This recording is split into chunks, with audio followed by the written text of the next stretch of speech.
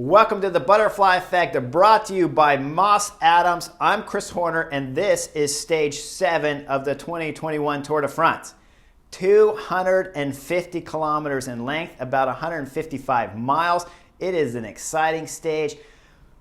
Right from the beginning, it is loaded with action. The back part of the stage has some excitement to it because there's 5 categorized climbs, with the second to last climb being the most difficult, a category 2, and just super steep at above 15% pitches in the climb.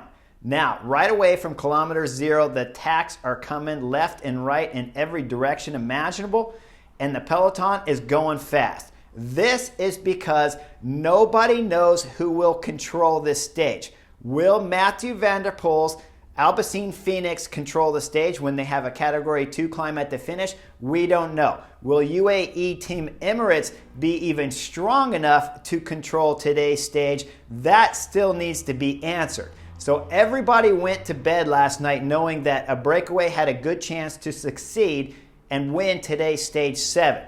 I told you guys yesterday on the Butterfly Effect that today's stage I could not predict if my life depended on it, and that's what we're going to get. So 40 kilometers of attacks left and right until a 29 rider break goes up the road, and Mathieu van der Poel, Alpecin Phoenix race leader at this year's Tour de France, is in the break and he's driving it like crazy.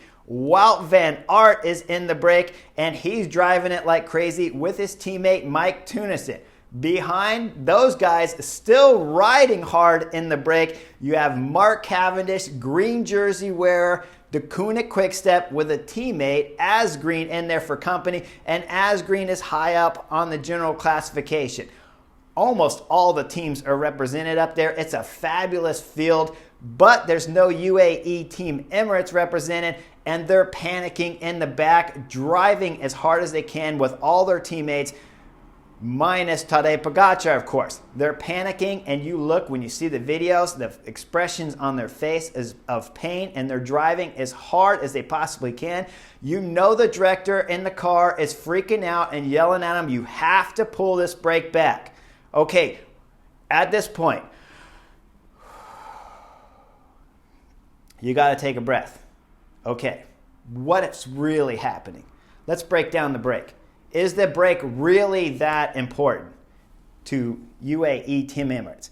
When you brake, when you dissect the brake, when you really look at it close, is there anybody that's a threat in that brake? No, there's not. Finally, UAE Team Emirates realize that that brake is not that dangerous.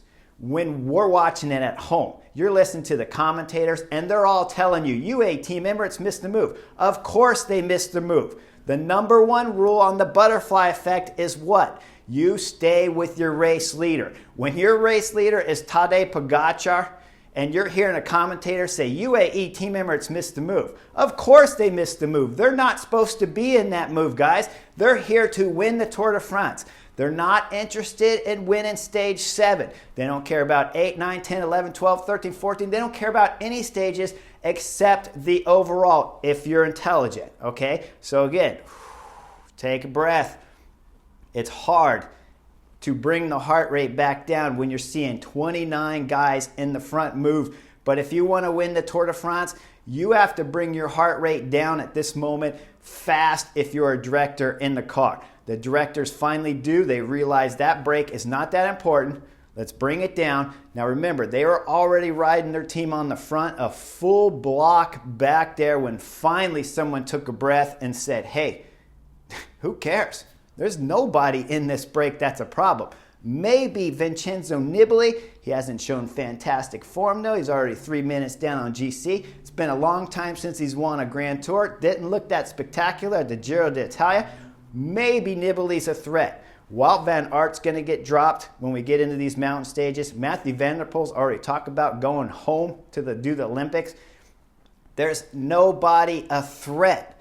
When we're watching though, man, it is hard not to get excited, okay? So finally they slow down. They back off.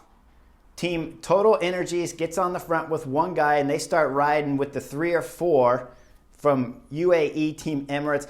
and the gap is extending. And of course the gap's going to extend. It's 29 guys and they are all riding together. It is very rare to see 29 guys riding so well together throughout the stage. Now, Mark Cavendish made that front group of 29. This was the biggest surprise to me. When I went to bed last night, I thought a lot of options were on the table on what was going to happen on today's stage 7 of this year's Tour de France. But Mark Cavendish being in the break was not one of them. In all of my scenarios, I did not see Mark Cavendish in the break. He's there at 130 kilometers. He'll win the sprint with ease over everybody in the break. I mean, could you imagine Michael Matthews and Peter Sagan not being in this break? But Mark Cavendish is, well, he is, and that's a 40-point swing on the green jersey. Now, the break is working well together, like I already told you. When they start the second half of this stage, with about 90 kilometers to go, they're going to get into the first mountains. Mohoric is the first to go over the KOM, and he's got a gap with one other rider, the Lotto Soudal, Brent Van Moor. Those two will go over the top. Mohoric will look back. He'll spot Brent right there. They'll give the nod, and they get on the gas, and they're 100% in. Behind in the break, now the riders are starting to not be so cohesive and working together perfectly. We'll see some attacks from other riders. Finally, 2 riders, Trek Segafredo, Jasper Stuyvens, along with my man Victor Campenaerts, are bridging across to the 2 riders in front. They won't stay together for very long because on the penultimate climb, Mohoric has legs and he's going to start delivering some power to the pedals and send everybody out the back and solo over the penultimate climb.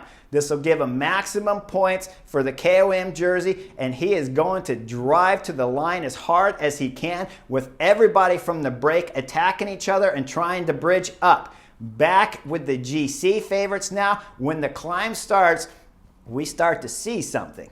Now, UAE Team Emirates, all along on the butterfly effect, I told you the biggest problem Tadej Pogačar has is his team. Now, they already, when they were chasing the 29 guys, had the panic button on full. Then finally someone hit the abort button and got everybody to relax.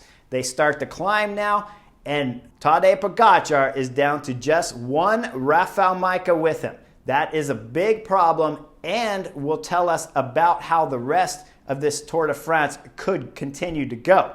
These attacks and aggressive style of racing is certainly going to be the precedent. It was set today when you see Tadej Pogačar with only one teammate, and we're not even into the big climbs, folks, and he's down to one teammate. That means he's in trouble, and that means everyone knows he's in trouble, and that means breakaways and attacks from kilometer 0 are going to be nonstop all the way to the finish and the last stage of the Tour de France.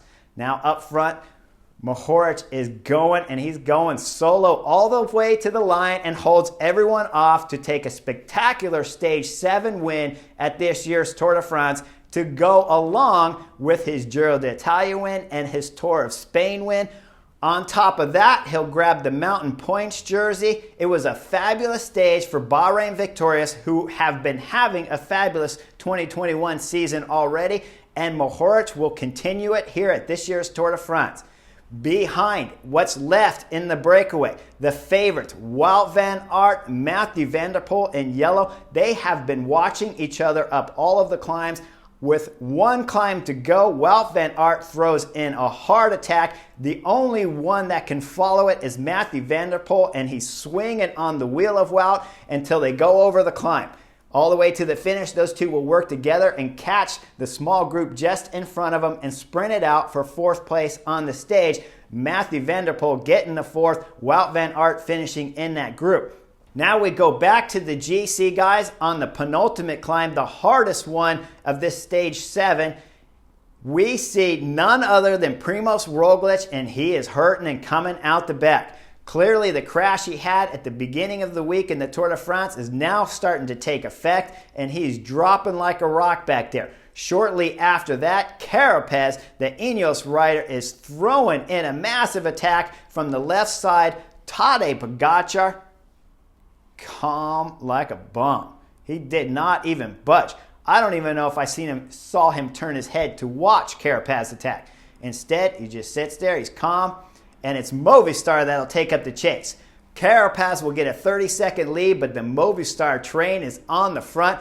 I don't know if they still are holding grudges to Carapaz. We saw last year in the Tour of Spain when Carapaz almost won the Tour of Spain on the very last mountain stage, on the very last climb of that mountain stage. Movistar pulled him back and secured the win for Primož Roglic. Now he's got a 30-second gap, and Movistar's whole team is on the front, and they will pull him back as we swing into the final right to the finish to bring in all the GC favorites together, minus Primož Roglic.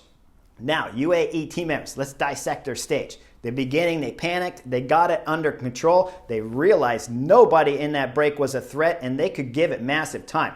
Tadej Pogačar lost less than 4 minutes to Wout van Aert and Mathieu van der Poel. That is not a problem. You can bring that time back in these next stages. In fact, when I'm sitting there in the NBC offices watching it on TV, I'm thinking, give the jersey to Wout van Aert. If he wins it, who cares? Give him 5 minutes. It doesn't matter. I bet you could give him 8. 5 I'm more comfortable with. 4 is even better. But give the jersey away. Have Jumbo-Visma ride tomorrow. So UAE Team Emirates, they're in a better spot at the end of today's stage. We did find out, absolutely, hands down, their team is not strong in the mountains, but we found out Primož Roglic is gone and out of the general classification. Wout van Aert tomorrow, you could see when we get into the first mountain stage, Jumbo-Visma will probably want to try to put Wout van Aert into the race leader's jersey, and he has time to spare so he can get dropped on the last climb and still be in yellow at the end of the stage. But you do have to get rid of Mathieu van der Poel. He can't finish with Wout van Aert. It was a fabulous stage of racing, and just remember, sometimes you got to bring it down a little bit. It's the Tour de France. There's 29 guys up the road, but you got Tadej Pogačar. Tadej Pogačar can gain minutes in the time trials, and he can gain minutes in the mountains. He can do amazing stuff. So when you're chasing, when you're going to ride your whole UAE Team Emirates on the front and blow them up, you need to make sure that that group is important. That group has to have Carapaz, Richie Porte, Jonas Vingegaard, G. Thomas. Who cares if that group has Wout van Aert or Mathieu van der Poel? At the end of the day, who cares if Wout van Aert has the yellow jersey?